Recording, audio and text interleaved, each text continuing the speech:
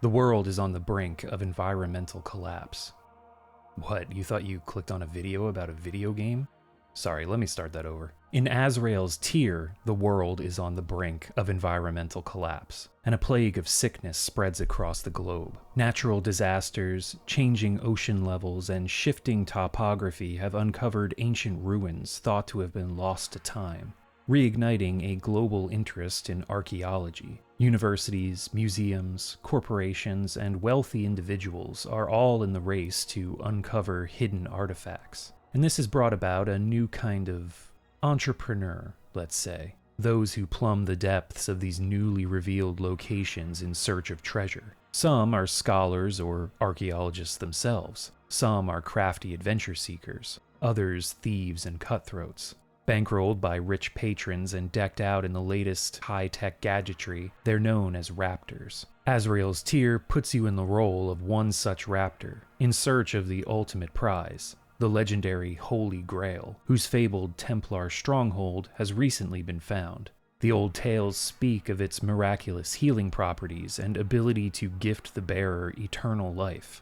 The Grail's discovery just might hold the key to healing our long-suffering world. Meaning, whoever finds it is going to have one hell of a payday. So, strap on your fancy visor, that's HUD elements take up like a third of the screen, and let's explore the dark depths of Aeternis in Azrael's tier.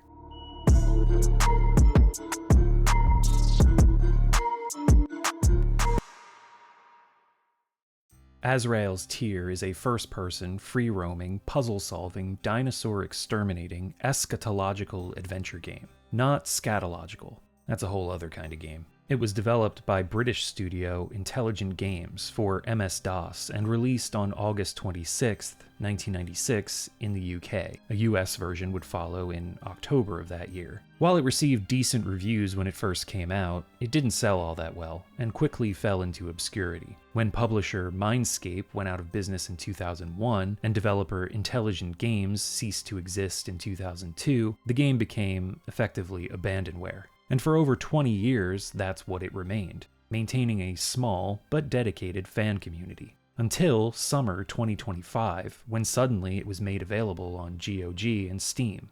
Like the Grail in the game's story, Azrael's tier was almost forgotten and then dug up by publisher Sneg, who've released several old games on digital storefronts, like some D&D Gold Box collections. The Temple of Elemental Evil from Vampire the Masquerade Bloodlines developer Troika, as well as a good amount of older Warhammer games, like Fire Warrior and Dark Omen. As mentioned, Azrael's tier puts you in the role of a Raptor, a thief adventurer type on a quest to obtain the Holy Grail. But you wouldn't know any of that if you bought the game on GOG or Steam and just booted it up. Beyond a vague, prophecy-like, ergodic text dump that addresses a thief, mentions those who've guarded the Cup of Life, and tells of the arrival of Azrael, the Angel of Death, there isn't anything else to introduce you to the game's story. After this text-only intro, you're dropped straight into the point of view of the playable character, standing in the middle of a dark stone passageway with a couple of tiny baby dinosaurs running around. Weird. They're not hostile, unless you try to shoot them.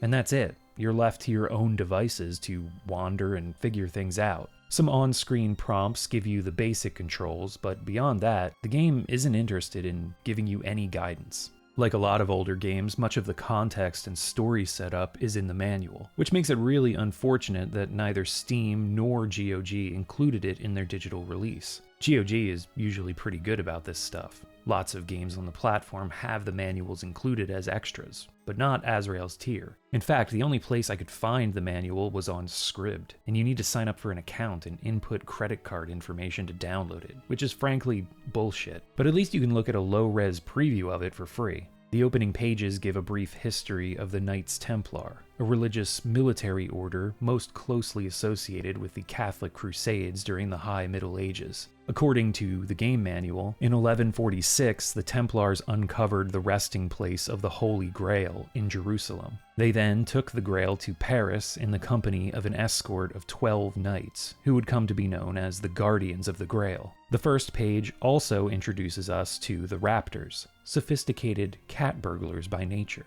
And there's even an article from the fictional Electronic Journal of the State of Worldwide Archaeology, issue 676, dated March 2003, titled The Rise and Rise of the Raptors, written by M. Giles. The scenario writer for Azrael's tier was Mark Giles. Here we get a bit more info about the world and the nature of the Raptors, which I talked about in the intro to this video. Other than the usual game instructions and explanation of mechanics, there's a ton of in-world writing about the gadgetry the Raptors use, especially related to their MS-2 helmet, down to the type of battery used, the translation specifications, and cleaning tips. You can tell the manual writers were having a ton of fun here, and this is one of the things I miss the most about older PC games. Reading the manual felt like part of the experience. Not all of it is just world building either. Some of this stuff is directly related to gameplay in clever ways. Not the cleaning methods, but the resolution settings are actually important. We'll talk more about that in a bit. Probably the most important item included with the manual that sets up the game's story and what your goal actually is in Azrael's tier is a letter from fellow Raptor Colin Scott.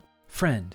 May I call you friend? Okay, so we're rivals, and you're wondering, why the hell is he writing to me?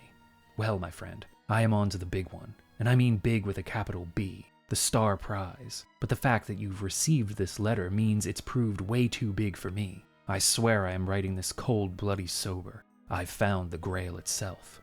I spent a lot of last summer researching the journals of pilgrims traveling through the Holy Lands after the First Crusade, when I came across an account of a mysterious shipment leaving Jerusalem in 1146. The shipment was escorted by 12 Templars. It took me 9 months of searching through every library in Europe to find the next clue. It was the burnt fragment of a transfer order for 12 knights to Wick in northeast Scotland. Last week I traveled to Wick, and it was there that I found the final clues. In a graveyard I found a tombstone dated 1763, which reads, "Here lies Sir Guy of Bramley, a crusader now in God's holy army." Clearing the grass away from the base of the stone, I found a line of Latin text, badly eroded but still legible, which translated to read, "The answers you seek lie close to my heart." I was dumbfounded. Sir Guy of Bramley was the name of one of the 12 knights on the transfer list. But 1763? 600 years after first arriving on Scottish soil? So, next morning, when it was, appropriately, still the dead of night, I dug down to Sir Guy's coffin. In the disintegrated remains, I found a lead cylinder. Inside was his testament, which I've translated, copied out, and enclosed with this letter.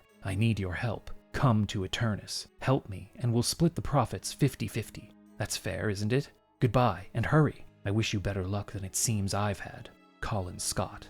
The last testament of Sir Guy of Bramley, which Colin references, is also included with the game manual. And here, Sir Guy recounts his time as a crusader, and how he was chosen as one of the 12 to guard the Holy Grail on its journey back to Europe. It also talks about the stronghold these guardians built underground in Scotland to house the Grail, the place called Aeternis that Colin Scott mentioned, and how the 12 knights spent hundreds of years there, kept alive by the power of the Grail itself, as well as a strange mineral embedded in the soil that they call Grailstone, which the cup itself was made of.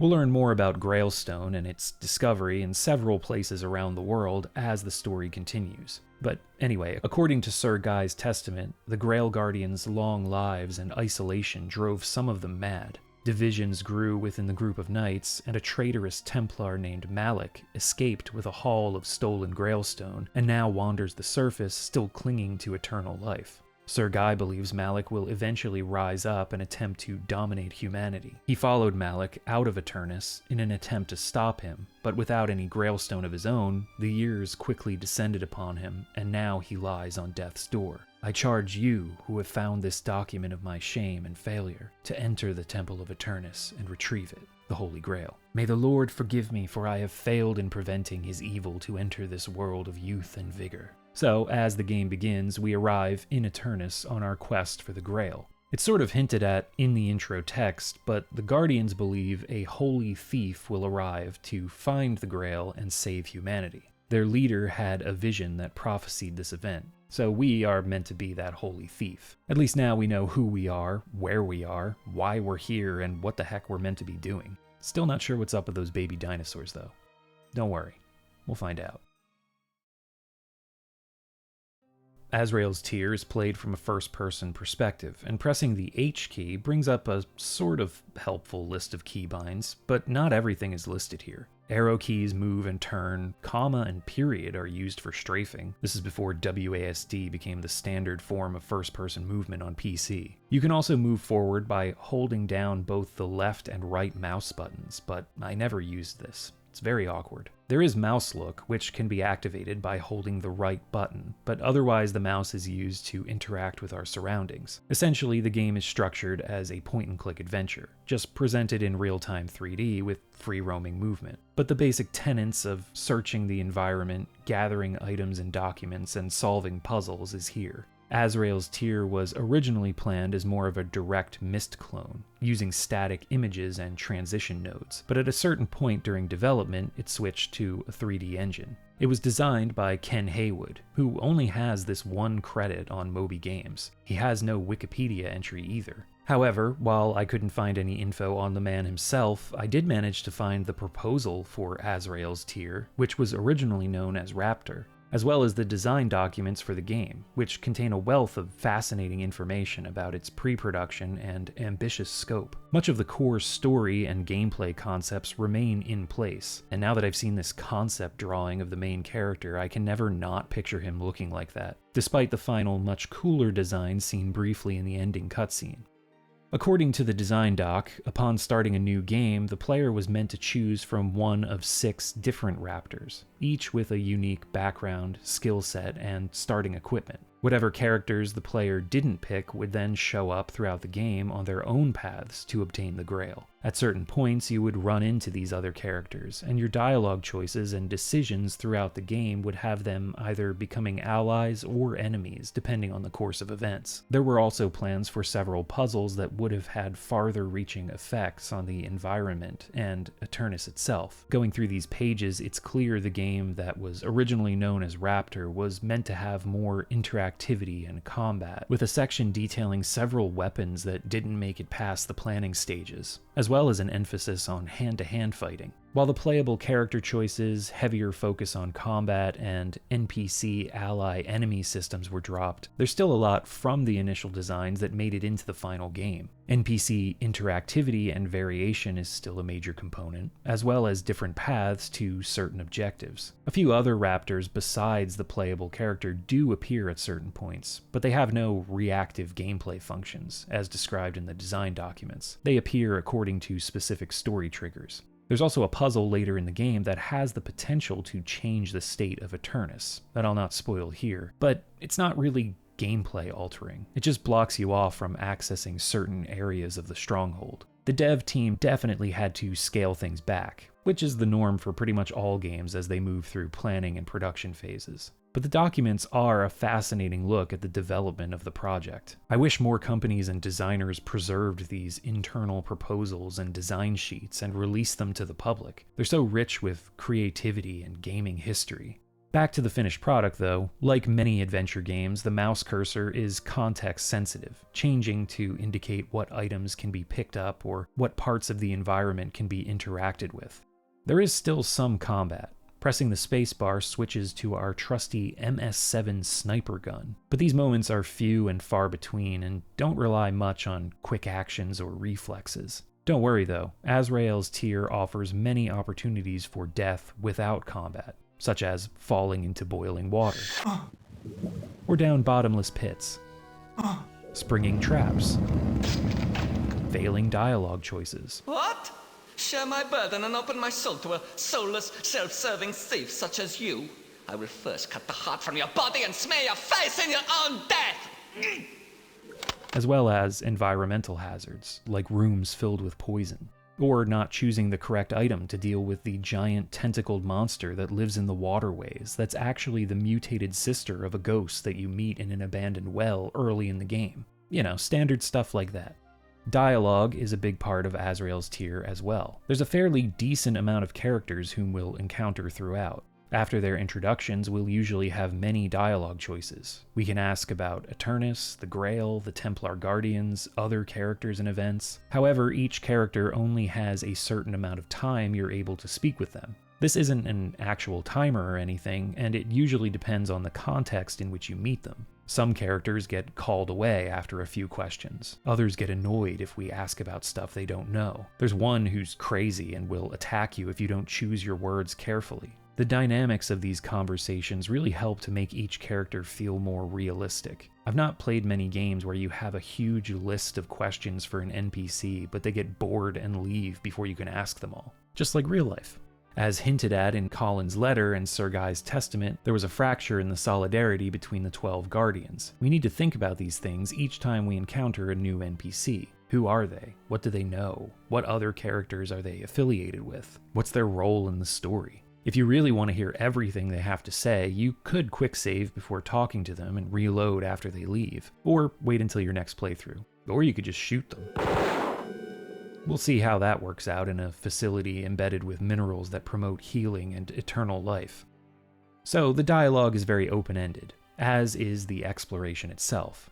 Aeternis is a large underground complex that opens up more and more as we make progress through the game. There are multiple solutions to the main puzzles, and I really appreciated that non-linear design. It helps to alleviate the frustration of getting stuck because there's only one path to success. Although sometimes things are so obtuse that you'll probably get stuck anyway, but helps to alleviate is the key phrase here. It also adds a lot of mystery, as you may stumble upon items that you don't ever figure out the use for, or whole rooms that you never glean the full purpose of. Most of the time, they're just different means to the same end. There are even whole other secondary puzzles that reward you with extra information about the story and characters that you may never end up stumbling upon. It's a game that's packed with secrets. There are a lot of areas that serve the daily needs of the knights. Living quarters, baths, kitchen, dining area, library, grain silo, mill, water wheel. But then there are other rooms with traps and defensive measures meant to protect the path to the Holy Grail. It gives the setting both a comfy yet dangerous feeling. Kind of reminded me of the mining colony from Gothic 1, a cozy place that's also filled with danger if you take a wrong turn or piss someone off you didn't mean to. Where do you think you're going? To the camp. You ain't come to make trouble, have you? Sure. I plan to take on the whole camp. Hey, this guy's funny. I don't like funny guys. Nice fight! Azrael's Tear also reminded me a lot of the Thief games, especially the first one, what with your role as a thief, but also in its historical tinged setting, dark atmosphere, and supernatural elements. There are even some plant-based designs here which give off strong pagan vibes. Honestly, it would be amazing if someone recreated Azrael's Tear as a Thief fan mission. I would play that in a heartbeat. But Azrael's Tear predates Thief by a couple years, and Gothic 1 by several, so I wonder if some of the devs, especially at Looking Glass, ever played this game.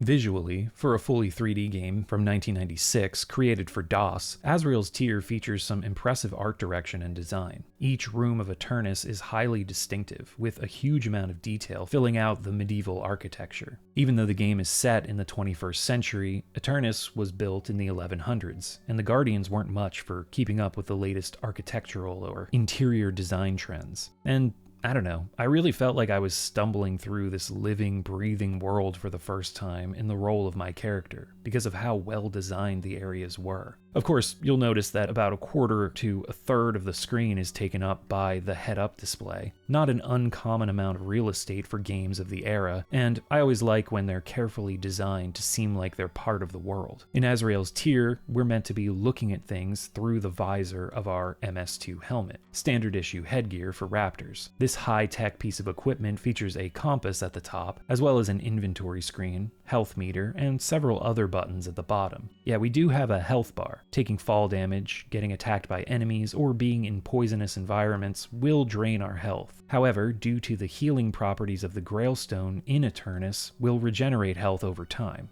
which is neat. The top button near the center is our scanner. The mouse cursor will usually automatically become a scan icon when hovering over inanimate objects, parts of the background, or living things. But for interactable objects, we'll need to manually press the scanner button to get a description that will appear in our visor. Scanning gives clues on how or where an object is used, who or what an NPC or creature is, and whether they are hostile or not. The atmosphere of rooms will also automatically be scanned upon entering, warning of any environmental hazards, creatures, or obstacles. So it's important to pay attention to these messages.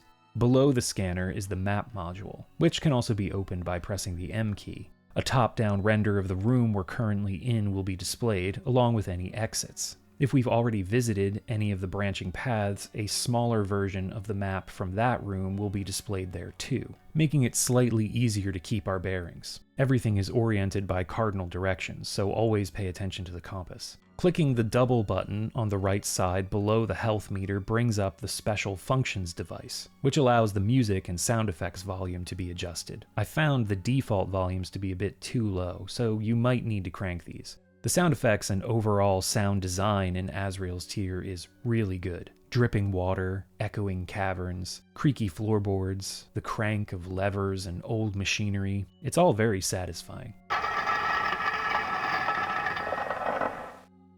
On the music side of things, the soundtrack is full of bangers. I love the ambient track that plays in the very first room. It's this dark, synth-dominated soundscape that breaks out into medieval-style strings and woodwind scales. Its central melody reminded me of the theme from the first town in Ultima 7.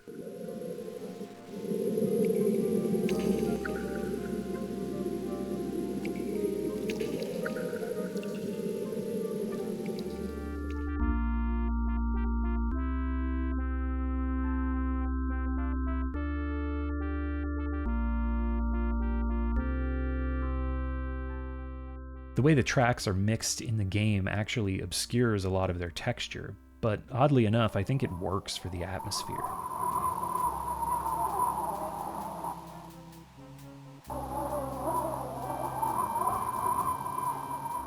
I've linked a playlist in the description below, and all the music playing in the background of this video is from the game. Back to this special functions device though, this is also where we can save, load, or quit. You can save anywhere, and there are 5 save slots. Since Azrael's Tear is so open-ended, it's a good idea to make use of all of the save slots available. The last button on the bottom right corner of the screen with the R on it will repeat the last line of dialogue spoken by an NPC. This can be helpful, since unfortunately, Azrael's Tear features no subtitles. I've provided them whenever I play cutscenes throughout the video though. The final function of the visor, and honestly the one you'll be making use of the most, is the resolution settings that can be adjusted manually. According to the instructions, the HUD has a maximum 640 by 480 resolution with a 70 Hz refresh rate, but with various optional pixel enlargement techniques to give the HUD a faster frame rate. So I guess in the lore of the game, your visor is displaying the world around you in this augmented reality sense, so it needs to be recalibrated in different environments.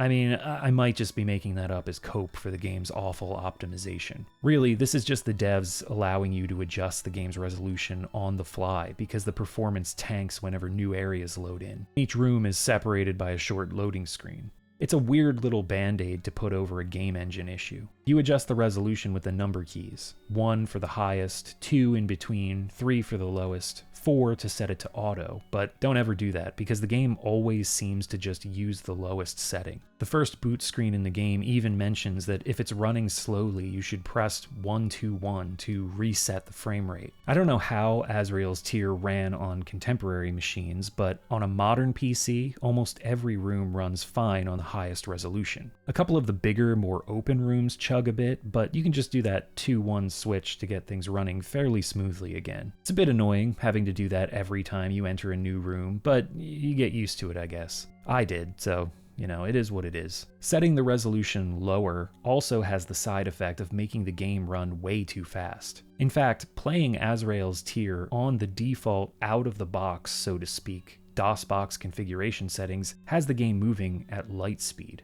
Look at those little guys go. So the first thing you're going to want to do is hop into the installation folder, open the GameBase INI file with a text editor, and change the cycles value from the max limit of 280,000 that they're set at to roughly half. At least that's how it is in the GOG version, which I'm playing. I'm assuming it's the same for the Steam release too.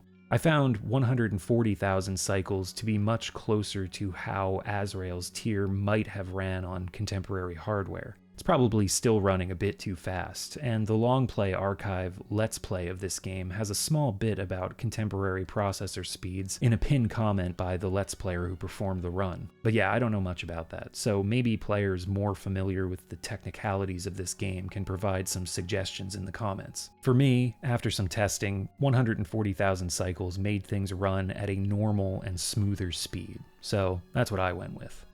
The character models are all these chunky, early 3D polygonal sculptures. Again, very Thief-coded. Or, I guess Thief is very Azrael's tier-coded. There aren't many enemies. A couple of dinosaurs. Again, we'll get around to explaining why they're here. Some scorpions late in the game. The sea monster I mentioned earlier that's more of a puzzle gimmick as opposed to an actual enemy. But again, the focus here isn't on combat.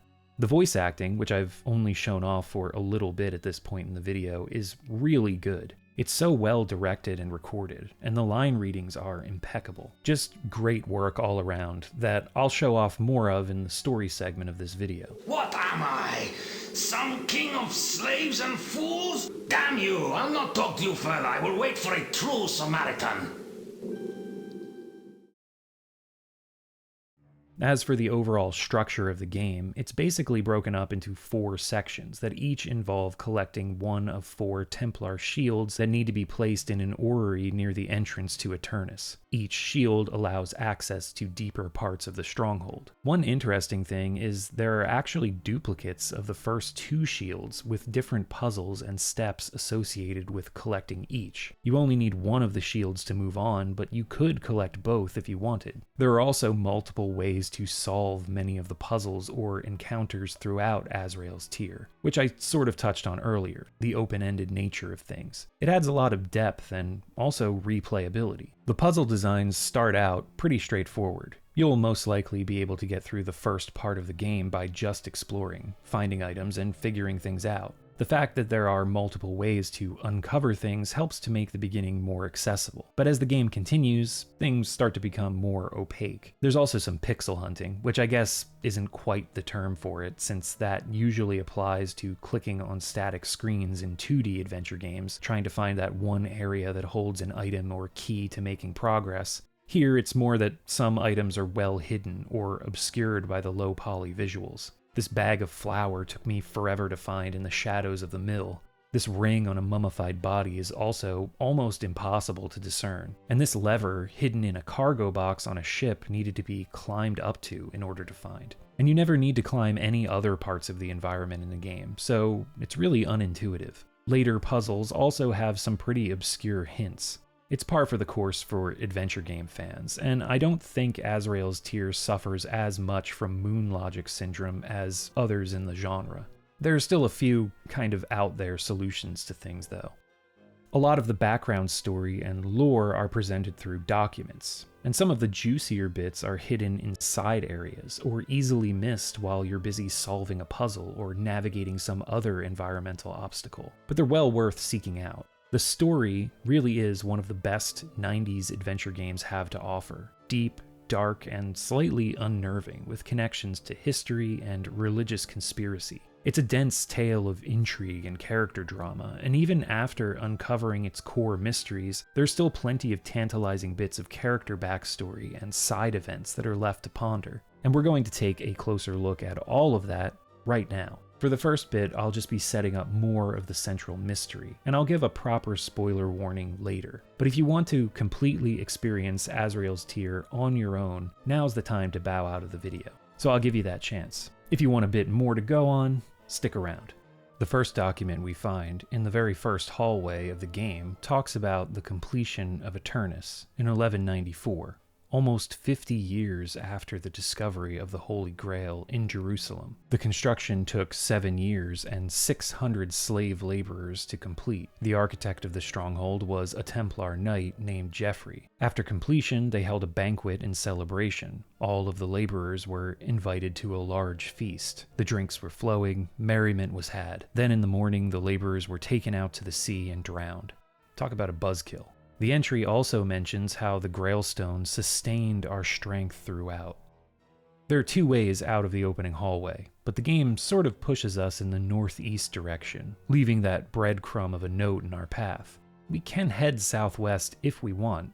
That way leads to a washroom that either fills with poison gas when we mess with the brass mirror in here, the most obvious interactable object, or has us falling through the floor and most likely getting shot by another raptor named Lincoln, who is hostile no matter what. He'll kill us as soon as he realizes we're there. On a first playthrough, you probably won't think to shoot him right away, unless you're just as much of a psychopath as Lincoln is, which could be, I guess. We will have to pass through here later, and we'll have to take care of Lincoln, so there's an opportunity to bypass a bunch of early game stuff by taking this route. But let's head northeast, through a spa room. It's easy to fall from this wooden walkway into the boiling waters below. The door directly ahead is locked from the other side, so the only path forward takes us into the large, cavernous mine entrance. The huge double doors in here are inaccessible thanks to the floor having collapsed in front of them, and the minecart isn't functional yet. We'll hear someone shouting for help, and if we follow the voice, we'll find a guy trapped on a lower platform. You! Get me out of here!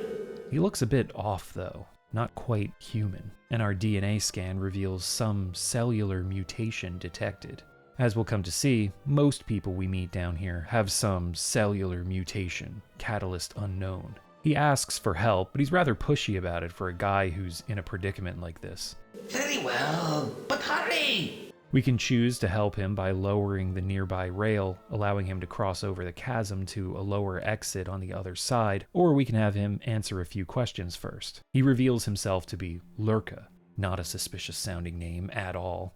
He was a former Galician from Spain whose family was enslaved by the Templars. He mentions that few things are allowed to die down here, and that the Grail stone in the caverns is also the material the Holy Grail was fashioned from. When we ask if he'll help us find the Grail, he just laughs. Lurka's voice acting is so good. The way he inflects certain lines, I guarantee if I would have played this as a kid, some of this stuff would have been stuck in my head forever. Help me. Can't you see I'm trapped here? We can't ask any more than a few questions before Lurka gets annoyed. You need to reload saves in order to wring everything he knows out of him. But beyond learning a bit about his own background, he doesn't have any information that we don't learn in greater detail later. So either save him, leave him, or shoot him. Either way, he'll be back. As Lurka said, few are allowed to die down here, and scanning a recently killed creature or character will usually reveal faint signs of life still detected. Another room leading off to the northeast takes us to the well, and whoa! Hoshin, is that you at last? This is Neum, just a side character, but honestly one of the most interesting NPCs in the game.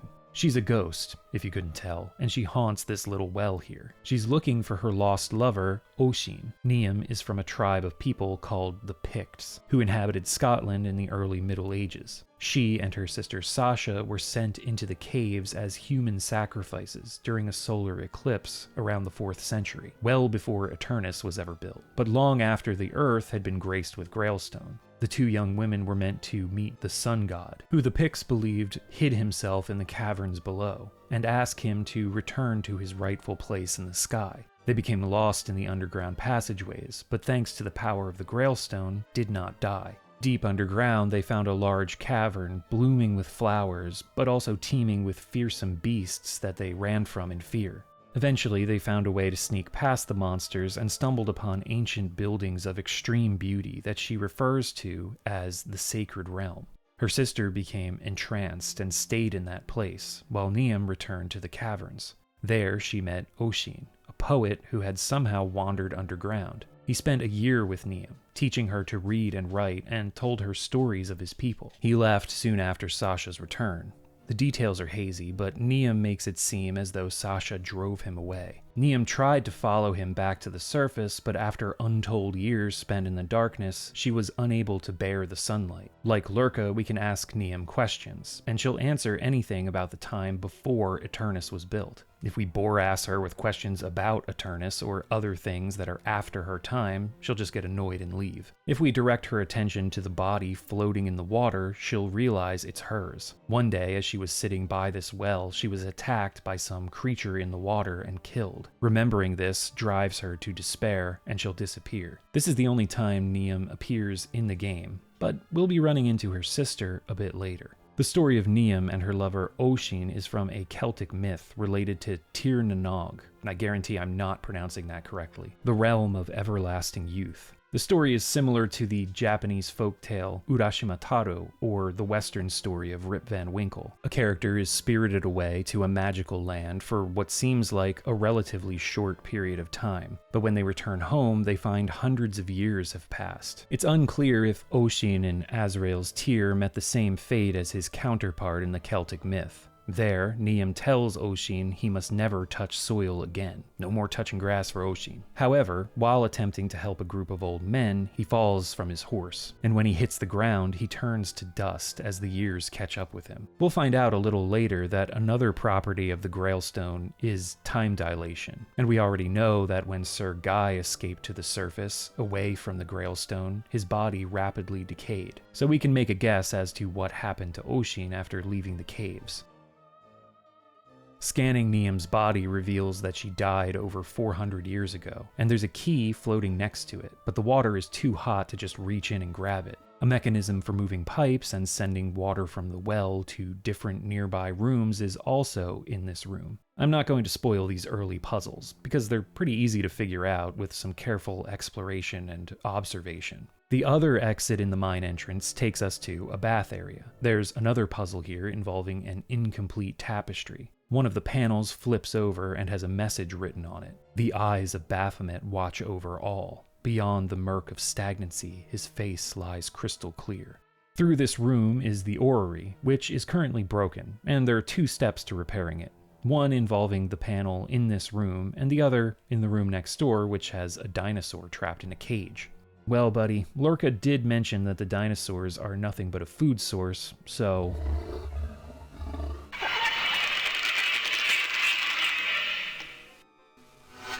Faint life signs detected. With the orrery repaired, we find an indentation in the floor that looks perfectly shield-shaped. As I said earlier, there are 2 shields in this opening area, and either can be used to unlock the path forward. Obtaining one of the shields involves using the crane in the mine entrance to find a key to a secret compartment. The other involves finding the missing pieces of tapestry in the baths, which requires solving the well pipe puzzle. We'll also get to speak to the face of Baphomet inside of a prism. You are blessed, my child. Your life continues, and so it is clearly written in the stars that you will be shielded from harm a little longer. It is not my privilege to guide, but this much I will say. Through me, you are being tested by God himself. If you are not worthy, you will fail. If your heart is not pure, and if your vision of that which you seek remains tainted by the greed that has surely led you here, you will fail. Think on this and be warned. The way forward lies in prayer. Deviate from that path, and you will encounter perils you might otherwise have avoided. Hey, thanks, man. Placing whatever shield we find opens the southern doors in the orrery, leading to the next part of the game, which is where we learn much more about the plot and solve more complex puzzles. So, now that the mystery has been set up, the objectives made clearer, and my more gameplay reviewy bits of the video out of the way, I'll break here for spoilers. I really want to talk more about and analyze this game's story. It's so weird and interesting. All the mythological, historical basis and references. I love this kind of stuff. So, yeah, it's going to be fun. If you would like to experience Azrael's Tir for yourself, though, you can skip to this time to get my final thoughts, devoid of spoilers. The game's available on GOG and Steam for $10 US or whatever the equivalent is in your region, and it frequently goes on sale for half price, so pretty cheap for a roughly 8 or 9 hour game. If you're someone who has already played Azrael's Tir, or has looked at this and thought, nope, not for me, but I'll be glad to listen to this guy talk about it, then please stick around, because I am very shortly going to do just that. Sound good? Yes? Yes? Are you nodding yes? Are you sneezing? Are you staring slack-jawed into space? Are you pooping? Alright, let's go. The second part of the game takes us through a large chapel, where we can find a note from someone who signs their letters Cobweb. They confide they're the one who's been leaving the trail of documents behind for us to follow. I can be a powerful ally, or enemy. All secrets here are known to me. Go now into the confessional booth. In there, some confess their sins while quite unaware of it. Following Cobweb's instructions reveals Lurka, alive and well no matter how we chose to deal with him earlier, getting his neck wrung by a man dressed in red robes. But this Cobweb vexes me at every turn. He seems to taunt me. All these long decades of silence, and now he is active again. His black heart set on destroying the test. He is like a shadow. So often over the long years, he has left his traces about the temple like an incontinent hag. Ew. Yet no one has once seen him. I assure you, Lord, if I catch him, I will claw out his eyes and bring them to you to adorn your robes. I know it, and I applaud your idea. It is no more than he deserves. But if you ever do catch him, be sure to leave him alive. I would like very much to know who his masters beyond the temple are. I suspect the Priory have their leprous hand in this. How dare he interfere with the test, as if it has not been corrupted enough. How dare he invade the privacy of my personal diary? This is the first mention of the Priory of Sion, a sister organization to the Knights Templar. Those of you familiar with the Da Vinci Code, book or movie, may recognize the name. In Azrael's Tear, after the historical downfall of the Templars in the early 14th century, documented in some of the notes and diary entries found throughout Aeternis, the Priory attempted to steal the Grail, but ultimately failed, causing the Templars to seal the stronghold. Afterwards, the Priory members also went into hiding, though more in plain sight than the subterranean-dwelling Templar guardians, and bided their time researching Grailstone. They returned in the mid-20th century with the knowledge that the remnants of the Templar still exist in the underground stronghold of Aeternis. The Priory of Sion was a real-life organization, but it was created in France in the mid-20th century by a man named Pierre Plantard. He claimed the society was started by Godfrey of Bouillon during the First Crusade, around the same time as the Knights Templar began. In reality, all of Plantard's claims were proven to be hoaxes, but Azrael's Tear takes the story and runs with it, imagining the Priory of Sion as an antagonistic sister order to the Templars. We'll soon learn more about the Priory and their goals as the story unfolds.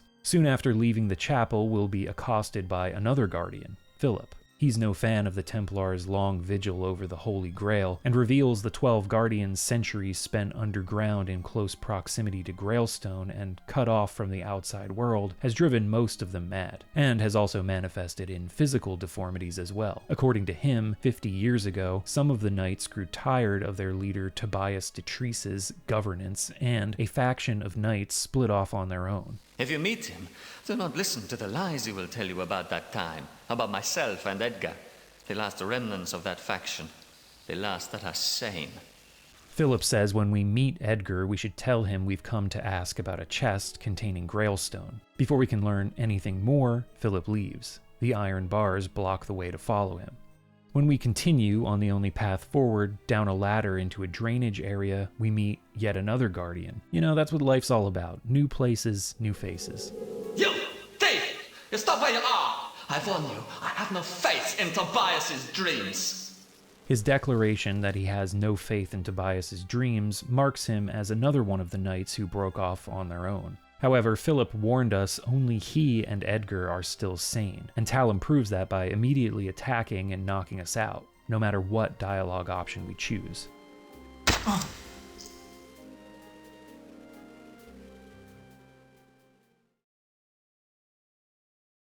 We awake in the library, face to face with Tobias Detrice, the leader of the Templar Guardians and the man we saw through the confessional speaking with Lurka earlier. If we picked up the elephant gun, which can be found in the same area where we encountered Lincoln, he'll be twirling it around. Asking him about it leads to our death, so best not to do that. But we can ask about anything else. He doesn't think too highly of Philip or the Priory, even warning us that there are double agents among the Guardians. He knows one of them calls himself Cobweb. If we ask about the sacred realms, which we heard were so beautiful from Niam's ghost, Tobias paints a much different picture, calling them a vile place. There's a lot of other things to ask about, but after only a few, Tobias will be called away by Lurka, and we'll be left to our own devices. Near the center of the room, we can eavesdrop on their conversation. They mention a pianola roll that contains some kind of message. We saw a slot for that back in the chapel. Lurka says he'll hide the roll in his own chambers. They also talk about a monster lurking in the water around the docks. Foreshadowing, a few books can be found on the tables in the library. One is the Holy Vision of Hugh de Payens, the founder of the Knights Templar. Let's read up on old Hugh. I see Azrael on high, as he was in the earliest days, before God forced the ashes and dirt that we truly are through his fingers. God had made only beasts in that time, strange, disfigured horrors. I see Azrael in my head, as clear as I see all you gentle men of God here about me. I see him looking down on a land destined to be ravaged by mankind and weeping in his holy compassion. He is like the sun, so vast, and his tears falling through the emptiness. Now I see one of them brought to the earth by the grace of God, changed to serve as unction for the coming sufferings of man. I see it falling through the sky, flaming and bursting apart, falling into the earth itself, witnessed only by the witless monsters and myself. I see him, his wings so vast they are the dawn horizon. I see Azrael. Classic Hugh. The recorder of this holy vision, who I'm assuming was Tobias, then offers his own interpretation of the vision. The caves we have inhabited and chosen as the resting place for the holiest of all relics are peppered with the substance that forms the holy cup, and the beasts Hugh spoke of have survived down here in the grace of the Grailstone. We cannot know for how many countless ages they have survived, and in the world this is not the only place the tear of the angel came to rest. Evidence of another site was found in Constantinople, though its Grailstone had long since been plundered. Two interesting things in this book. One, it explains the dinosaurs down here. So that's cool. They've been preserved in these caverns for ages by the Grailstone, blessed with eternal life and mutated to thrive in the cold darkness. We can actually get a glimpse of an even larger one by opening a secret panel here in the library.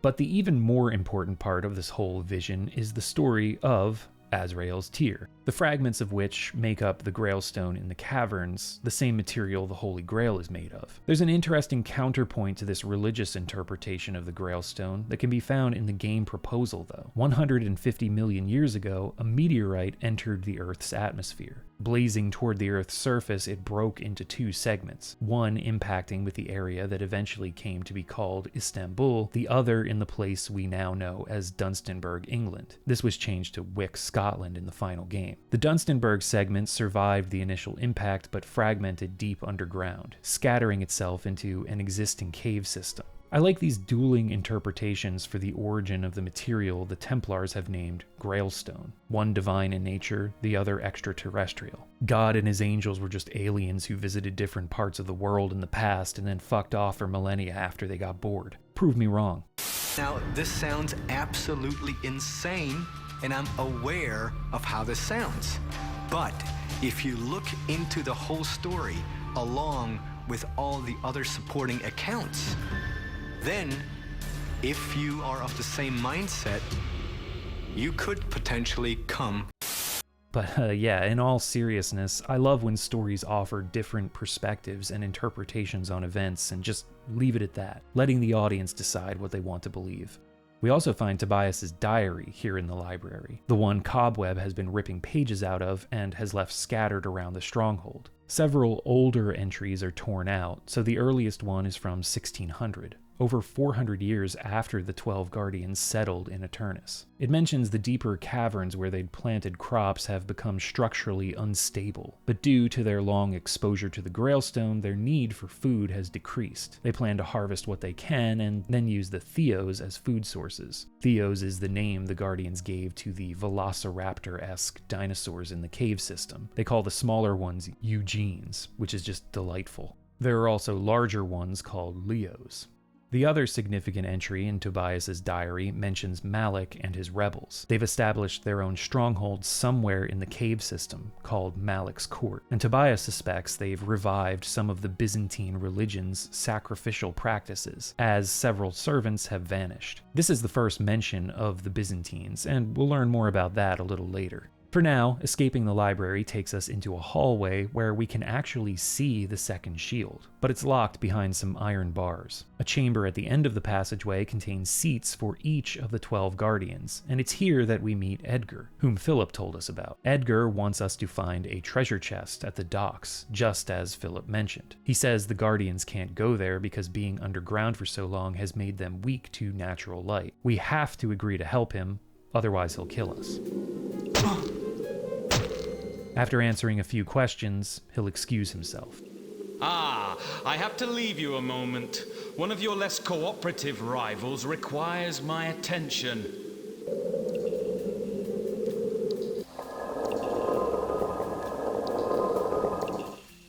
The throne room displays the coat of arms for each of the 12 guardians, information that may or may not be useful depending on what path you take through a later area of the game. The resolution is very low, even on the highest setting, but we can scan the walls to get their names. There's Tobias, Talum, Philip, Edgar, Jeffrey, Malik the Betrayer, and Guy, whose last testament was included in the letter from Colin Scott. These are the ones we've met or heard of anyway. Claude, Hewitt, Audro, Vincent, and William make up the rest of the 12. Some of these we'll encounter or learn of soon. In fact, inside Guy's seat, we find a letter from Talum apologizing for being the one responsible for his death, claiming that he was bewitched by Malik. Talum locked Guy out of Aeternis after the latter tried to pursue Malik, who we already know had escaped to the surface with a load of Grailstone. Inside Malik's seat, there's a stone carving, which our scanner describes as a fetish bad luck object found in Byzantine ruins. I didn't know if this had any effect on gameplay, so I decided to leave the bad luck item right where it was. In hindsight, I don't think it serves any gameplay purpose. It's just another clue that points to Malik's obsession with the Byzantines and their cult of Mal, which again we'll learn more about later. Eventually, with the help of a key found in Philip's seat, we make it down to the docks. The game engine can barely handle this immense open area,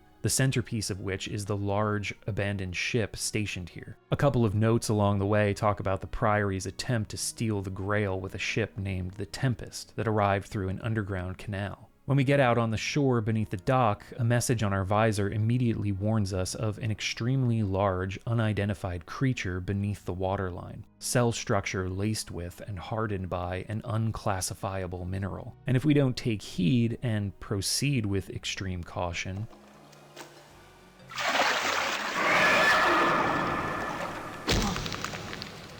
say hello to Sasha, everyone.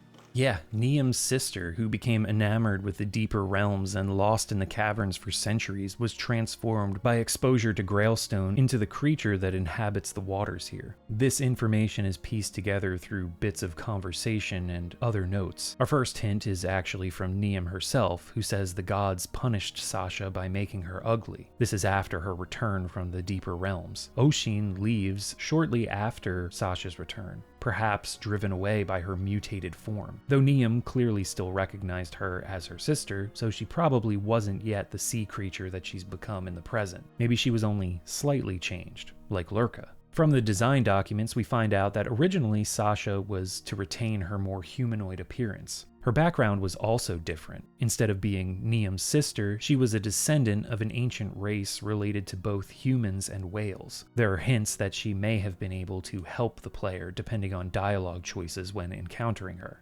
Anyway, after centuries spent plumbing the depths of the caverns and exposing herself to Grailstone, she was eventually transformed into the multi-tentacled, Grailstone-scaled creature that poses a threat to anyone foolish enough to attempt to traverse the deep waterways. She even killed her own sister by sneaking up on her as Niam rested at the well near the mine entrance. There are a few ways to deal with Sasha, and none of them are all that intuitive. One way is to find the inkwell in Tobias's seat in the Guardian throne room. Dumping the ink into the water will drive her away. Another is to get the key next to Niam's body from the boiling water in the well, by using tongs found on a platform in the mine entrance. In the tunnels where we encountered Lincoln, there's a small, locked box, and inside is half of a pendant with the name Oshin inscribed on it. Using this item in her presence will also drive her away. Finally, there's a drain that can be climbed down into on the shore beneath the docks. Inside is a valve that controls hot water. After opening a sluice gate and waiting for her to appear, we can spin the valve and send boiling water into the drain, causing her to flee. Using any of these methods will have her staying away from the dock area for the rest of the playthrough.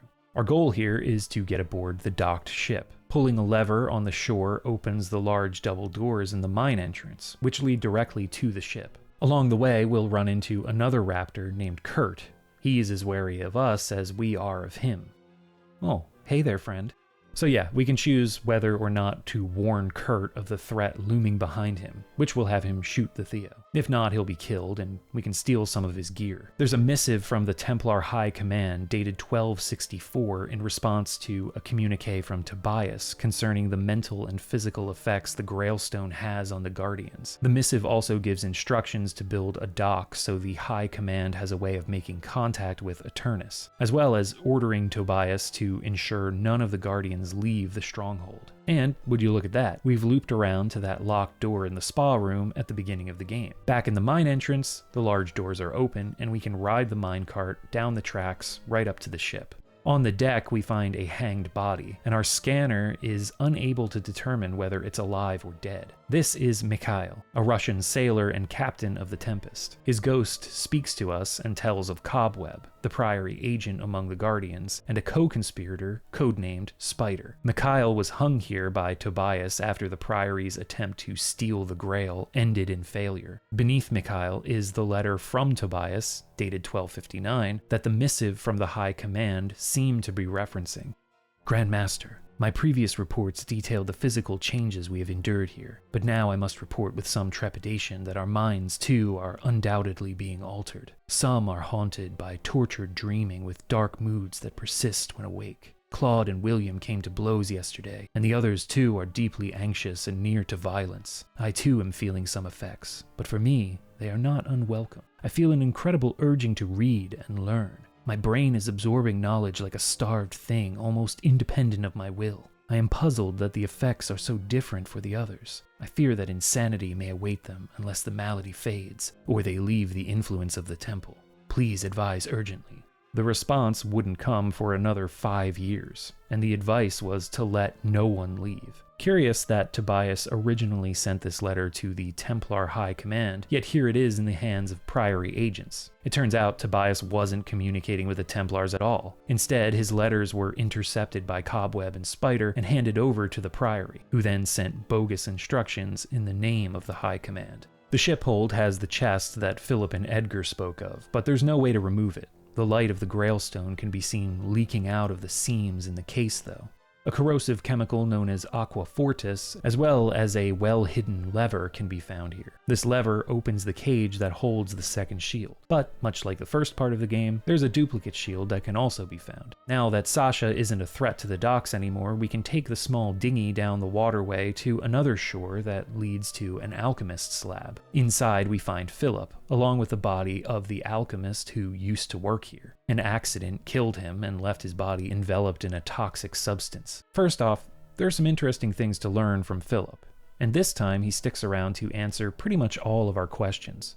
We find out the ghosts we've been encountering are a product of the Grailstone, manifesting their spirit in the corporeal world and keeping them trapped here. He tells us Tobias flooded Malik's court with poison gas. That's what caused him to flee to the surface with a load of Grailstone, where Philip says he most likely still is. He also informs us that Baphomet is just a creation of Tobias, something he uses as part of his test for the thieves who would come and try to steal the Grail. After Philip's info dump, he leaves. If we want to follow him and unlock a shortcut to an earlier part of Aeternis, the alchemist's poisonous body holds the key. Literally, the guy died with the key to the room in his lap. We'll need to concoct a neutralizing agent from the ingredients on the table. There are notes giving hints on what materials to mix. In a small alcove by the alembic is the other second shield, but it's stuck to the ground. Good thing we have that corrosive in the ship's hold. After leaving the alchemist's lab, we run into Edgar, who's not happy that we didn't retrieve the chest from the Tempest. Once again, we're knocked unconscious, but this time we awaken imprisoned in a torture chamber.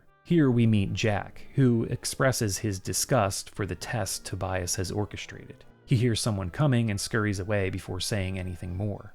Lurka appears, asking for information about the chest on the ship, but even if we tell him what we know, he still leaves us to rot in the gibbet. Jack will return after Lurka's gone, and we need to throw ourselves on his mercy. Trying to bribe him or regale him with tales of the surface will lead to him leaving us there as well, which leads to a game over. After freeing us, Jack takes us to his lair, one of the only places in Aeternis that still has natural light. Here we can speak with him to learn that he's a World War I veteran. As an older man during the outbreak of World War II, he worked as an air warden in London. In 1943, while on leave in his hometown of Wick, Scotland, the ground gave way beneath his feet and he found himself in Aeternis. He survived down here since then, hiding from the Guardians and the dinosaurs in this sanctuary of natural light that neither the knights nor the beasts in the caverns can enter without being blinded. If we press him, though, we find out that Tobias knows about Jack. Aye, my secret is out, it seems. Yes, Tobias knows I'm here, and he made a deal with me to keep his silence and keep me in Eugene's in return for putting the chest there. He also made me put a winch handle in a barrel on the ship, and I have to keep all the working parts serviceable. I must admit, he really disturbs me. He endlessly asks me questions about the outside world when he comes here, and there's a strange light in his eyes when he does. We also find out that Jack believes only 8 years have passed since he fell down here, further evidence of the time-altering effects of the Grail Stone. Once Jack's had enough, he says he's going to get some rest. Oh, okay. You've got that nice comfy hammock there, but just sprawl out on the hard floor there, I guess. We can actually avoid this entire scenario here with getting imprisoned and helped out by Jack if we just shoot Edgar on the spot in the tunnels after leaving the alchemist lab. Either way, Lurka's room is down here, and we can grab the pianola roll that he and Tobias were talking about way back when we eavesdropped on them in the library. There's also a hint for a future puzzle in here. Anyway, we can now go back and place the second shield in the orrery. Finally. We've only uncovered 2 of the 4 shields so far. I'd say we're more than halfway through the game though. The second shield quest takes up the largest chunk of the game. After placing the shield, we find Talum just hanging out in the chapel. That doesn't look ominous at all. He's busy praying, so won't notice us until we get close to him though. So first, let's place the pianola roll and get this message from Tobias. Perhaps, my child, you are the one foretold. The holy thief that will deliver the Grail unto the realm of men once more. Your survival thus far suggests this may be so. But be warned, the trials you have encountered thus far are as nothing to what lies ahead. The beasts you have seen are as insects compared to those that wait hungrily for the unworthy. Ahead lies the grain store we once used when we were ordinary men. Now we have long lost the need for edible sustenance. The presence of the Grail is food enough. This is, however, not true of the creature that guards that store. But before that, you must take stock of the quality of your faith. Before you lies a black mouth into the bowels of the earth. Do you have courage? There is no way back, so you have little choice. Oh yeah, Tobias definitely feels like a precursor to Karis from Thief 2, right down to his use of messages conveyed through musical instruments and technology. Come to think of it, how the hell did the Guardians get a pianola anyway? They weren't invented until the end of the 19th century. Maybe one fell down here with Jack. Weird. Anyway, before we hop down the hole that's opened up in the altar after playing Tobias's message, we need to get past Talum. There's actually a way to get him to trust us, but it takes very specific dialogue choices. Any other options will set him hostile, and then we'll need to avoid him in order to proceed. Keeping Talum friendly will open up some lore and a special event near the end of the game. And after getting him to trust us, we shouldn't ask any questions. It's very easy to spark his paranoia and turn him against us again. After falling down the altar, we find ourselves in a long tunnel. Towards the end, we'll slip on a substance near the edge and fall into the grain silo, face to face with a Leo, the largest of the dinosaurs that have been trapped down here. The same one we saw from the library earlier. So we've got to book it to the lift and traverse the rafters above. Moving around here is janky as hell, especially this initial jump from the elevator. It's easy to misjudge the gap and wind up falling down with the Leo again, which I did multiple times.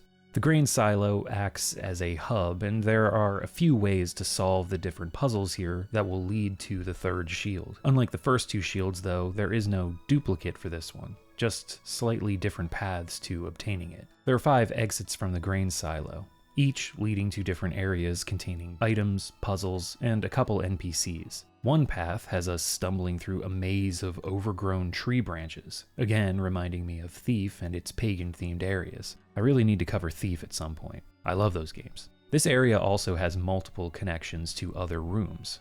But finding our way past several large man-eating plants has us stumbling upon Cobweb's lair, which contains several important documents. It's here where we start to get the broader picture of the dealings and double crossings of several of the Guardians. A note from Spider to Cobweb reveals they were an instrumental part of the Priory's plan to steal the Grail by docking a ship disguised as a Templar high command vessel in Aeternis. Several stolen diary entries from Tobias stashed here reveal that he learned of the Byzantine structures deep in the caverns below Aeternis from Niam's ghost and her descriptions of the sacred realm. Another tells of Tobias's suspicion of Malik and his learning of the existence of the 2 Priory spies named Spider and Cobweb. The final entry details Philip's betrayal of Malik and realignment with Tobias, as it was Philip who came to Tobias and suggested flooding Malik's court with poison gas to root him out, after which they discovered Malik had become obsessed with the pagan practices of an ancient Byzantine god known as Mal, which Tobias already had suspicions about, but didn't know the true extent of until they raided his court, where they found several creatures and even humans who had been experimented on with Grailstone.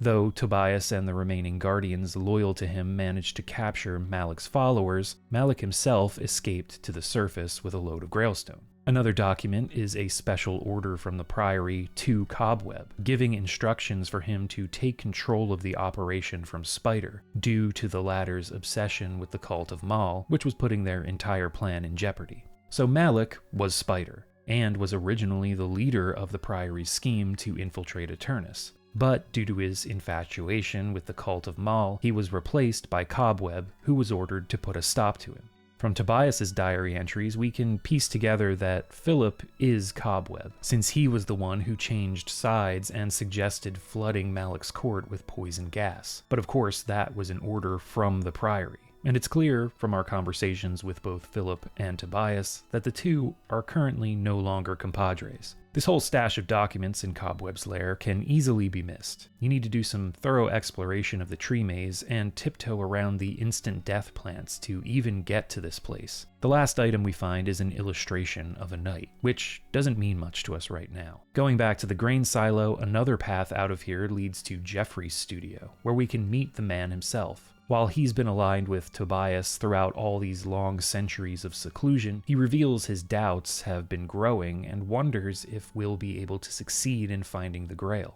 A book titled Expedition can be found on a desk here. It's an account by Jeffrey of he and Malik's exploration of the deeper caverns beneath Aeternis. This thing reads like a Lovecraftian short story, and I liked it so much, I'm just going to read the whole thing right here. So, story time. As instructed by Tobias, Malik and I set forth with 10 slaves. The expedition was to last for a week. For the first 3 days, we traveled through dark, tiny caves beset by the small beasts we called Eugenes. These caves stank with the accumulated filth of millennia. We were ever hopeful of finding more evidence of those dwellings mentioned by the ghost of the well, dwellings of gods as she described. We were intrigued.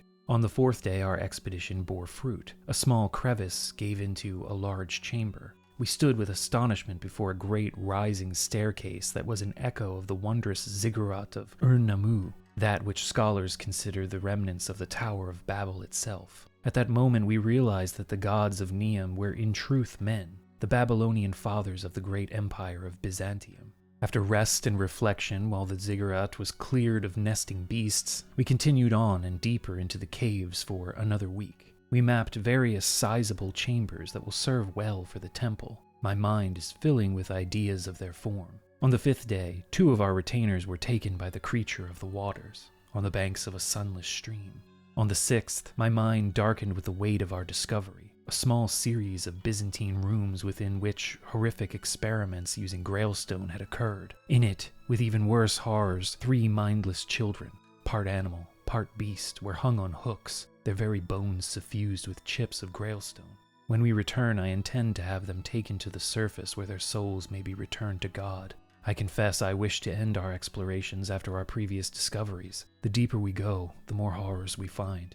Malik has convinced Tobias that we should continue. I am put to shame by his courage. Our next expedition took us again into narrow, filthy crawlways, though a passage has now been broken through into the ziggurat chamber, making the opening stages of the journey easier. After 2 days of this, we found ingress into another Byzantine area. It seemed safe, and so we allowed one of our eager retainers to scout while we made camp. He returned shortly, shaking with delirium, with a swelling the size of his head and his side. I went on to investigate, and to my shame fled when I saw the very image of the manticore before me. We returned as quickly as possible, but too late for the slave who expired in agony. Malik, determined as ever to penetrate the deepest secrets of our Byzantine precursors, returned to the chamber of the Manticora with 5 slaves. His determination to study and learn a way to subjugate these monsters was admirable. After 3 weeks, he returned with the 1 slave that survived the venture, with news of his discovery that the monsters were passable by virtue of their savage, competitive nature. A full expedition was again possible. Malik's excitement at finding just beyond this chamber a fitting sanctum for the Grail prompted Tobias to join us. And surely, in a deep vaulted cavern, we found ourselves beneath the light of 1,000 gleaming Grailstone stars, while standing on a larger, more elaborate ziggurat than the other, topped with an altar. It seemed designed to be home to the Grail.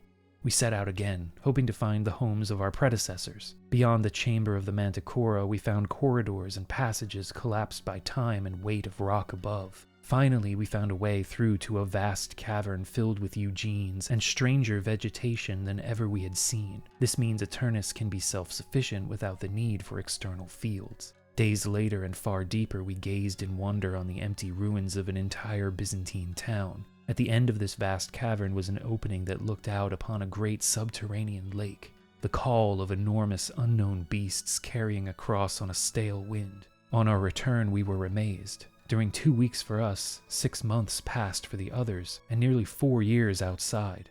Despite Malik's objections, Tobias has called a halt to further exploration. As we glean from other documents we've already found, though Tobias ordered the expeditions to stop, Malik continued his exploration of the Byzantine ruins, returning with a reverence for the god Maul and his bizarre ritualistic cult. Malik not only split from Tobias and started his own group, he also began experimenting with Grailstone. This is further expanded on by the ghost of Vincent, one of Malik's former followers, who can be encountered by taking the lift in the grain silo up to its highest floor. After the purge, Vincent was betrayed by another of Malik's followers, who accused him of conducting Grailstone experiments on humans. The subject of those experiments was another knight by the name of Claude, who was turned into an undead abomination and subsequently sealed in a crypt within Aeternis. Vincent had his brains fed to a Theo and his bones pulverized and spread throughout the cavern so he would be forever bound to this place. He seeks the name of his betrayer. Several clues throughout the game lead us to the answer of Talum, the big knight who knocked us out and then became our friend in the chapel, or didn't, depending on our dialogue choices. It was actually Talum who discovered the means to use Grailstone to experiment on humans, while Vincent only used it to create crops for Malik's court.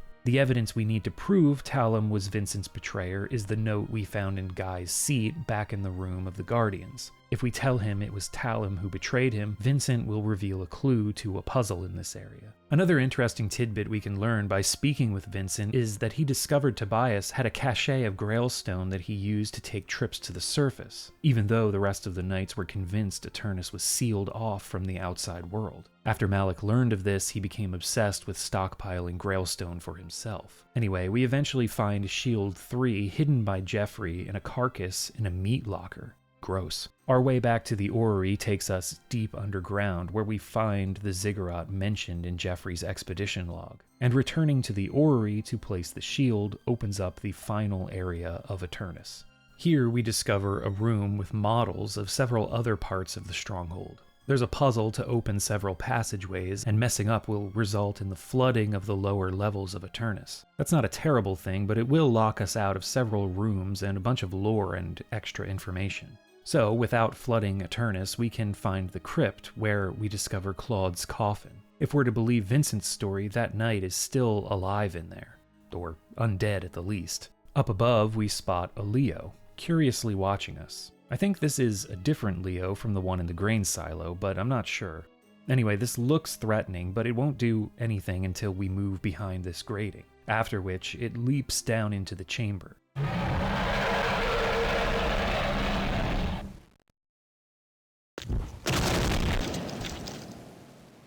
And instantly dies.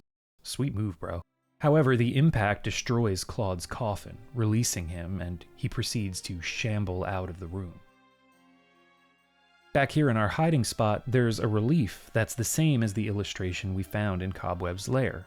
However, it's missing its shoulder piece, sword hilt, ring, and dagger. These can be found around Aeternis. However, we won't be able to find the final piece, the dagger, until after we've placed the fourth shield. For the sake of the story, though, let's talk about what we get for placing all the pieces. It's another secret cache of notes, this time all special orders from the Priory of Sion, the first of which clearly states that Philip is to be known as Cobweb and Malik as Spider, in case we didn't put the pieces together from the earlier clues, or if we didn't find those clues in Cobweb's lair to begin with. Another order reveals that the Priory's attempt to steal the Grail by sending the Tempest must be allowed to fail. This is thanks to the fall of the Templars in the outside world, an event that caught the Priory by surprise. Because of the Templars' dissolution, the Priory believes the safest place for the Grail is in Aeternis, which Tobias will undoubtedly choose to seal after Priory agents attempt to steal it. The final order, given only to Cobweb, since it references the order found in Cobweb's lair that he is to betray Spider, says that the Priory now believes Tobias's vision of the end of the world and a holy thief who will retrieve the Holy Grail and save humanity.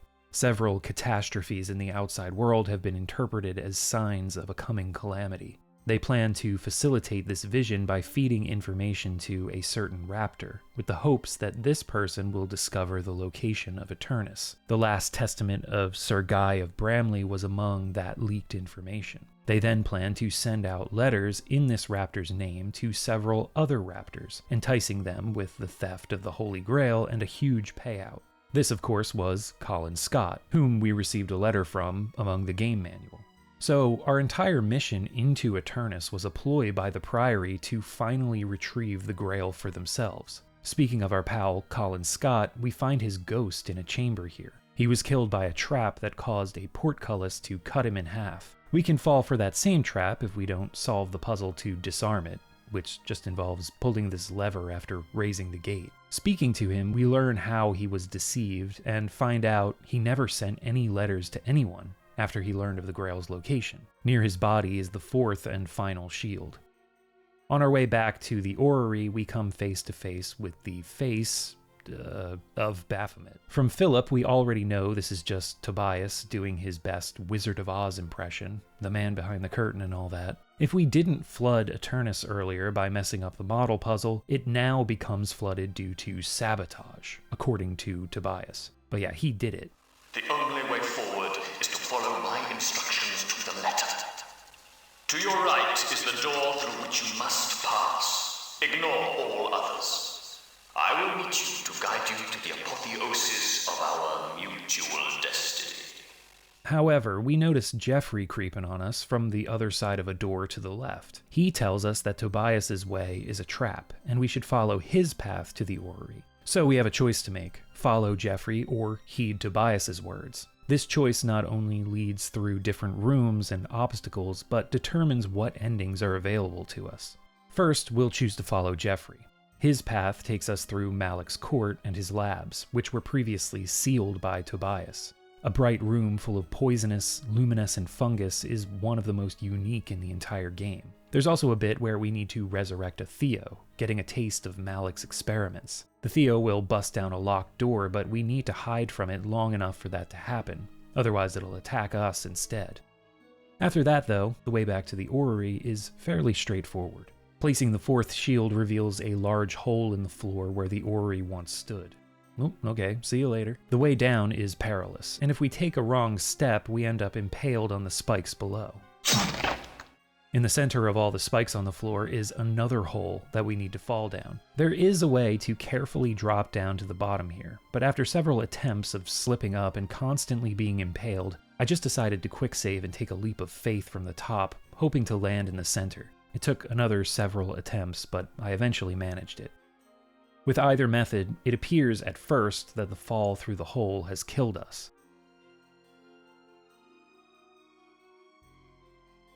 But by some means that our visor can't interpret, we've been resurrected. It then becomes clear why. We're in the resting place of the Holy Grail. After taking it from the altar, the room shifts, and we need to escape before the ceiling crushes us. The room isn't on a timer, we just have to follow the correct path out of here, and missteps will bring the ceiling down. We're allowed 2 mistakes before we're crushed to death. A hint to the path out is on the pedestal where the Grail was resting. And bizarrely, this map is also a slightly altered version of the symbol of the Priory of Sion. Which, what? I honestly don't know what to make of this detail. Philip and Malik were part of the Priory's plans since the beginning. They accompanied the Grail and went into Aeternis as traitors. So was it one of them who placed the Grail here originally? And did they put the Priory symbol on the altar that held the Grail to show that they were its true keepers all along? That's sinister. Anyway, the map is vague, and there are actually a couple paths we can take to get out, so it's not strict. Afterwards, we'll find a lift that takes us back to the ziggurat. From this point, there are a few ways to escape Aeternis. On the way, we'll see Talim, who stationed himself here after we spoke to him in the chapel earlier. At first, it seems like we'll need to deal with him before getting out of here, but as we move closer, Claude, the undead knight whom he betrayed, appears, and the two fight. No, not you, Claude. As God is my witness, I am contrite. No, keep back. Do not force me to fight you. Yeah, get him.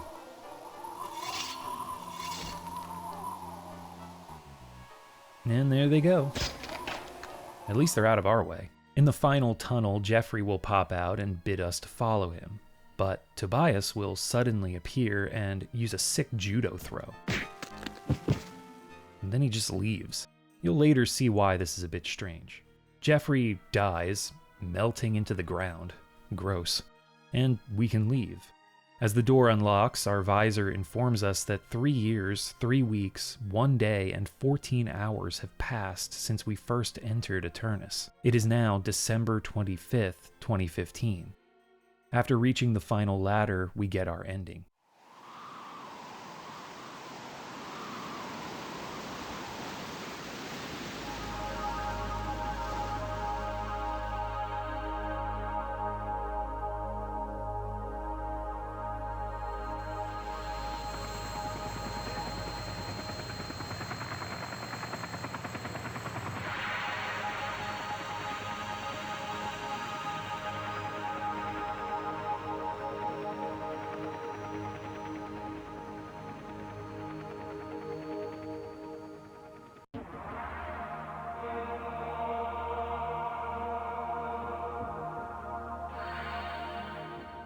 Our character is captured, and the Holy Grail is placed in a fortified temple in the city controlled by the Priory of Sion. They implement a process called the Great Selection, where no more than 10 or 20 of the vast, diseased multitude are chosen each year. Only the best of mankind is selected: scholars, architects, scientists, philosophers, and athletes. However, each of them must drink from the Grail once every month for 5 years before they're healed of the blight that's befallen mankind. A new order, the Knights of Solomon, patrol the walls of the city, repelling attacks from those who seek to steal the Grail. The strength and coordination of the attacks grow stronger, and the Priory fears the presence of Malik among them. Each sunrise, I, Caesar de Treese, brother to Tobias, and seer for the Priory of Sion. I'm not even going to attempt to pronounce that in French. These long centuries drink with the thief and my immortal brothers the stinging, purging Grail water. I feel deep within me the building of new and potent visions that will guide us all into eternity. There are some prior hints throughout the story that Tobias's brother Cesar was the leader of the Priory, and here we get confirmation. So, yay, the Grail is now housed in another stronghold where only a select few benefit from its powers, and the leader of the group in charge is starting to feel new and potent visions. I'm sure that's not madness setting in, and all of this won't just play out exactly as it did in the underground. Hey, at least we're among the chosen. Good ending, right? There's another way out of Aeternis that involves navigating some traps and climbing through a chimney area, which will lead to the exit without encountering anyone. And yet another path can be found on the opposite side of the final tunnel. A nearby cage has a trapped Theo that must be freed in order to spring a death trap. The Theo will only appear here if we weren't the ones to flood Aeternis by messing up the puzzle in the model room. With the Theo taking the hit, we can slip by unharmed and leave. Each of these paths lead to the same ending, with the thief being captured by the Priory and the same ending text appearing on screen. However, there are two other endings. First, if we chose Tobias's path earlier, listening to his Face of Baphomet contraption, we'll take another path back to the orrery. This one leads us through the now flooded grain silo, where it looks like we're stuck. However, our old pal Jack will return, sailing on the drowned and floating carcass of the Leo that was running around down below. Hooray! Unfortunately, Sasha also returns. Oops. We need to use one of our methods for getting rid of her that we didn't use earlier. So we can either show her Oshin's pendant, dump the inkwell, or dump the aqua fortis into the water to get her to run away again. Afterwards, we'll eventually arrive back at the orrery and take the same path to the Grail and the end of the game. Jeffrey won't appear in the tunnel, and that path will be blocked off. Following the other side, if we don't release the Theo, or if it isn't here because we flooded Aeternis, we'll be killed by the spike trap at the end of the passageway and find Philip and Lurka waiting for us. Can you still hear me, thief? Oh, I see you are fading fast. Underestimation is the key, you see. Poor little slave Lurka and hopeless, nervous Philip. That mad fool Tobias would never have guessed us to be the sharpest minds in Aeternis. So yes, we've been duped. Philip and Lurka have joined up, and as we die, they take the Grail for themselves. The last option is heading straight down the tunnel and encountering Tobias, Edgar, and another raptor named Warren at the end. Welcome, false thief. Hold fast. No doubt you are surprised to see the friends once sundered by the manipulations of Malik reunited. Yes, our differences have long been resolved for the sake of confusing the traitors in our midst. Indeed, Edgar. Thank you, my friend. You see, thief, the vision was just a presage of the true vision that has come to me in these last hectic days. I am the holy thief. I will stride forth wearing your strange clothing. I will form a great army of light, even as Malik has gone forth and is forming one of dark. The final battle will be fought, and I, the victor, will lead the survivors of mankind to the new Jerusalem. Unfortunately, you, my friend, have played your part in this destiny. So in this ending, Tobias takes the Grail to the surface. Won't he be surprised when he's captured by his own brother? I wonder what Cesar will do to him when he finds out it's Tobias in thief's clothing. So those are the two bad endings. Seeing this one, though, it makes Jeffrey's ending kind of confusing, because Tobias just lets us go after killing Jeffrey. I think maybe, in that ending, Tobias was never planning this whole switcheroo thing by claiming himself to be the holy thief. Maybe he didn't have this crazy other vision he's talking about in his ending path, and wanted us to succeed all along, but he didn't want Jeffrey to leave Aeternis, so he ended him before he could. Maybe he was getting revenge after finding out that Jeffrey had also betrayed him. That's just my interpretation anyway. In any case, those are all the possible ways for the game to end. All of them are pretty dark. There's not really a happily ever after here. We either wind up dead or we don't, but the world seems like it's screwed anyway. It's a bleak conclusion, but it's one hell of an adventure to get there. The story of Azrael's tear is pretty incredible. It's such a complex plot with a ton of lore and backstory that hinges on finding hidden documents and secret stashes of information to get all of the details on the betrayals and double agent action going on. But even without uncovering those bits of the plot, all of the story beats and conclusions feel satisfying. It's a very tightly woven tale, and I like how the devs have set it up so you can slowly peel back the layers of it, and how the act of peeling it back takes thorough exploration and probably multiple playthroughs. It ties the uncovering of all of its story very nicely with its gameplay, and that feels incredibly satisfying.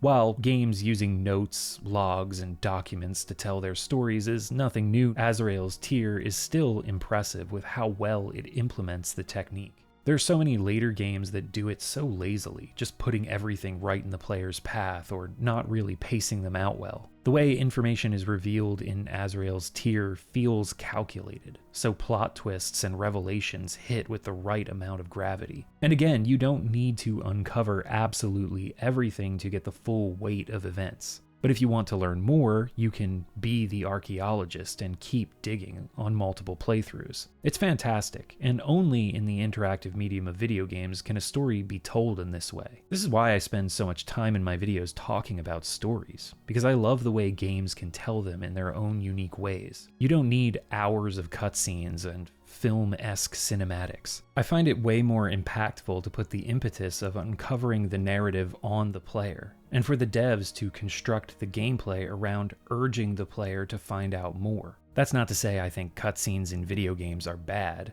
they're not, but using them as the only way to tell a story in a game is weak and not capitalizing on the full potential of the medium to create something unique and compelling. Anyway, that's just my opinion about all that.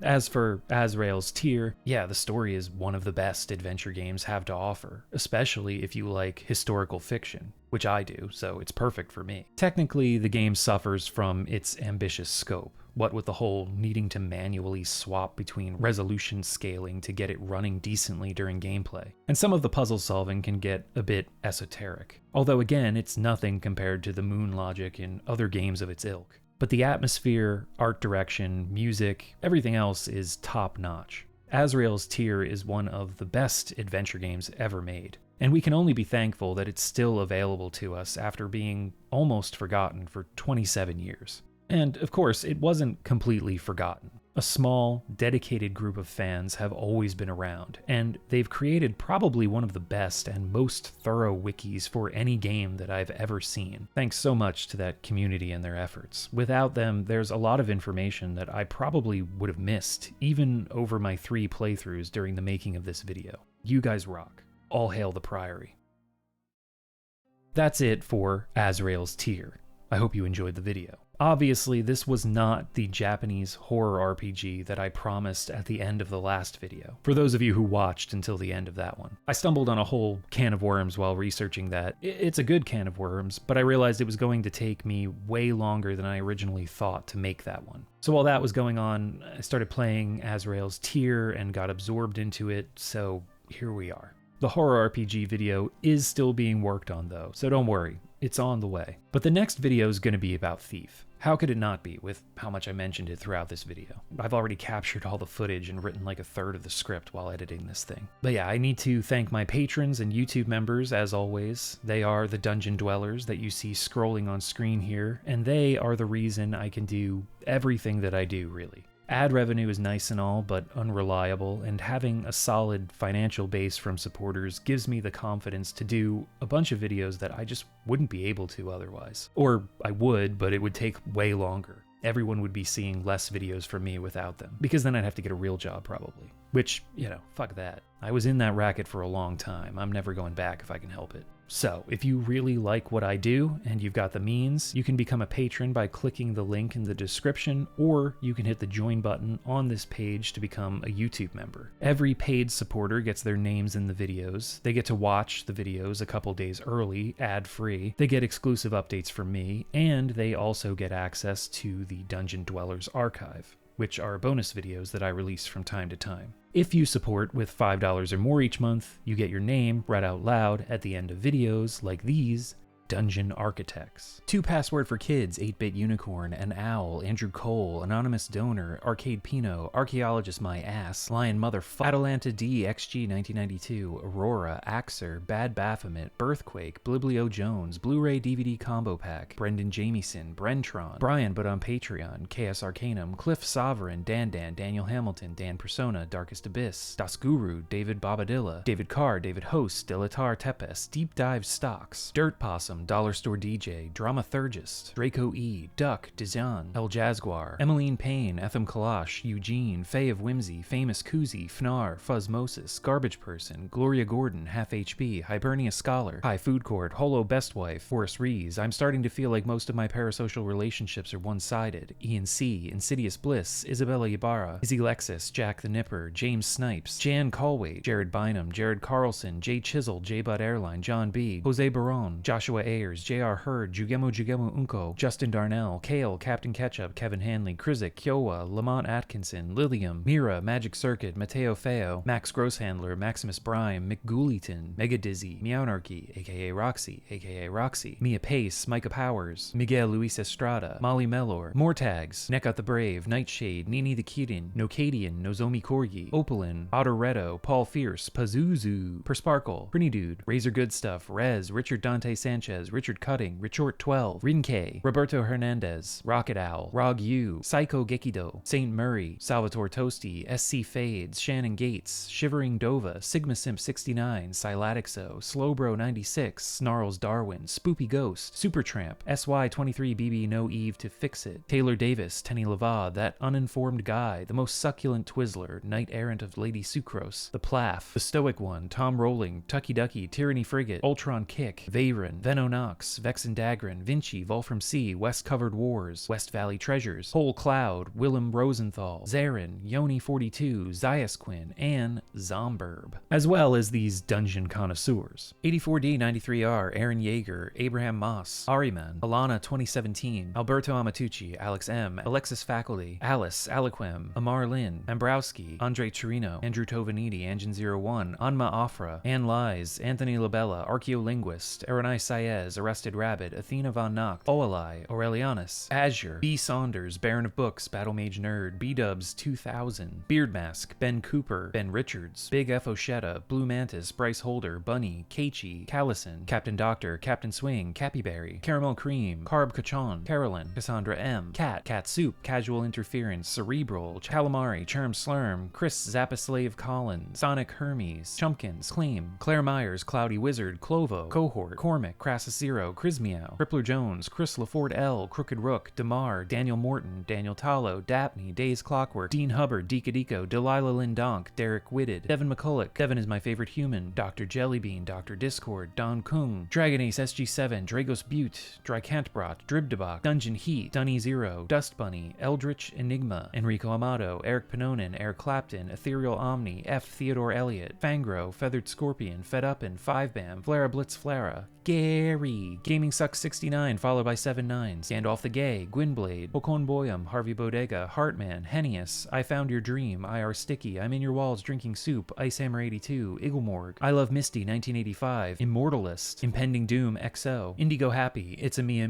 Nekokami, It's Dizzy, Jay Maupin, Jack in the Candle, Jade Kerr, Jacob Havlick, James Chambers, Jason Cook, Jason Davies, Jay Jombles, JC, JDR, Jeff K, Gemma, Jeremiah Larson, Jeremy Cheatham, Jetty Set Go, Jim the Mech Enthusiast, Joan Valise, Joe Gothard, John Lithium, Jollybean, Joshua Weber, Judas Loki, Juniper Currybow, Kane, Karen Rosenow, Katharina Haas, Katie K, Keith Bastow Cox, Keywork Doggo, Nomadic, Knight, VTuber Ragnell Avalon, Kono Queem, Critter, Quoles, Lady Nagram, Lady Naraymon, Laney, Lane Noodle, Lemidgeton, Leonardo Shores de Souza, Leslie Dominguez, Liam, Lil Ecto 1, Lil Mookie, Lin, Ling Chung Kung, Listens for Obscure Games, Long Arms 07, Lukester Lord 404, Luton Lies, Lux Custodes, Mac Mothorpe, Macrophage, Man with Confetti, Matadat, Matthew Samael, Max Allison, Max Cohen, Maxwell Bauer, Maxwell Valentine, Mick Eldritch, Mephistopheles, Michael Carpenter, Michael Cesaris, Michael H. Prey, Middy Zabine, Midge, Minced Meat, Miss M, More Ink, Mountain Horse, Mr. Glizziness, Mr. Alpacleton, Mumbles, My Tummy Is So Full, Nagatochi, Neckrunner, Nelno, Nick